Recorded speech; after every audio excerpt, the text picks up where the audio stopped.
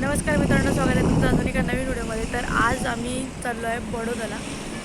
तर सकाळी आम्ही वणीगडावरती जाऊन आलो आणि त्याच्यानंतर खूप सारा प्रवास करून सापुतारा वगैरे करून आता फायनली आम्ही चाललो आहोत वडोदराला। तर वडोदरा अराऊंड आता 2-2.5 घंट्याचं राहिले आहे आणि आता अंकलेश्वरजवळ आम्ही आलो आहोत आणि इथं आता आम्ही चहा पिण्यासाठी थांबलो होतो।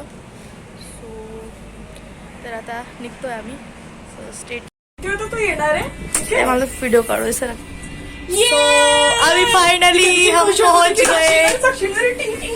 अभी सिद्धी के घर पे पहुंच गए हम। सिद्धी पुणे यांचं रूम आणि आता त्यांचे आर्ट वर्क आपण बघूयात मस्त। तर हे बघा यांचं ड्रेसिंग टेबल काय सुंदर आहे, हा बेड आणि हे आहे सिद्धी पुणे यांचे आर्ट वर्क्स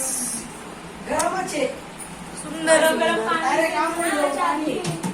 आणि हे आहे सिद्धी पुणे यांचं घरटं।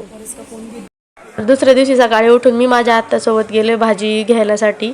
तर मी आले आहे खंडेराव मार्केट वडोदरा येथे। सयाजीराव गायकवाड यांच्या काळातलं असणारं खंडेराव मार्केट। इथं खूप जुन्या बिल्डिंग्स आहे आणि त्या बिल्डिंग्समध्ये तिथं मार्केट भरतं भाजीचं। दुपारची झोप घेऊन आम्ही चाललो कोटणा बीचला, जे वडोदरापासून खूप जवळ आहे। तर मग आम्ही तिकडे जाण्याचा प्लॅन केला।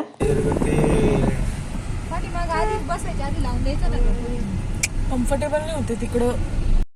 तर आम्ही आता कोटणा बीचला जात आहोत आणि खाण्याचं सामान घेतलेलं आहे। इथं जायला रस्ता खूप भयानक होता, एकदम डेंजर रस्ते होते आणि एक तर आम्हाला रस्ता माहित नव्हता। गुगल मॅपने आम्ही चाललो होतो।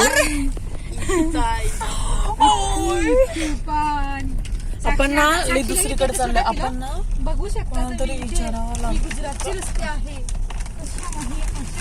आमच्या गोयगावला भोरलं पण असे रस्ते आहे। तर आम्ही पोहोचलेलो आहोत आणि अशा अननोन ठिकाणी आम्हाला जायला खूप मजा येते।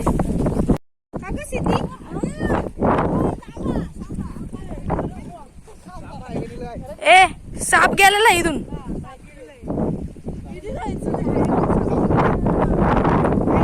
माझी आत्या आणि मम्मी लगेच पाण्यात गेल्या। मग आम्ही थोडे व्हिडिओ काढले। आम्ही काय पाण्यात गेलो नाही कारण आम्ही ड्रेस आणले नव्हते। माझ्या मम्मीला आणि आत्याला पाण्याच्या ठिकाणी मोह आवरत नाही, त्यामुळे त्या गेल्या। इथं शेजारीच एकदम भारी लॉन होता, तर तिथं आम्ही मस्त पिकनिक केली, फोटोज काढले आणि गाणे म्हणत वापस आलो।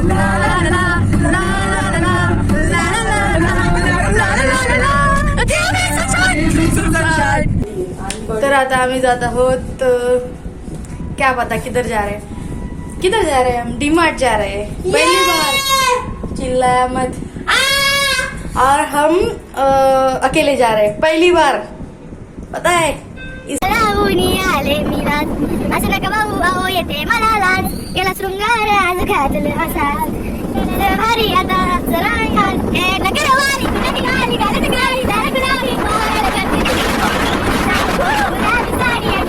मित्रांनो, आम्ही डीमार्ट मध्ये गेलो, खूप काय ठिकाणी गेलो, पण प्रत्येक ठिकाणी व्हिडिओ काढणं काही शक्य झालं नाही। पण माझ्या आत्याची पोरं आत्या आम्ही सगळे एकत्र आल्यावर ना जो काही धिंगाणा घालतो ना, तो आम्हाला कधीच घालायला मिळत नाही। फक्त एकत्र आल्यावरच तेवढा धिंगाणा आम्ही घालतो। तर व्हिडिओ आवडला असेल तर लाईक करा, शेअर करा आणि सबस्क्राईब करा। धन्यवाद।